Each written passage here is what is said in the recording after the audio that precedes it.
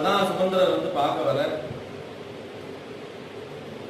தம்பை ஸ்ரவண சங்காசம் உபவிட்டம் ஸ்வலங்கிருதம் ததர்ஷ சூதா பர்யங்கே சௌவர்ணே சோத்தரச்சதே வராகருதிராவேன சுஜிநாத சுகந்தினா அனுலிப்தம் பராத்யேன சந்தனேன பரந்தவம் சிதயா பாஷ்வதஸ்சாவி வாலவ்யஜன ஹத்தயா வேதம் சீதையா பூயா சித்ரயா சசினம் யதா.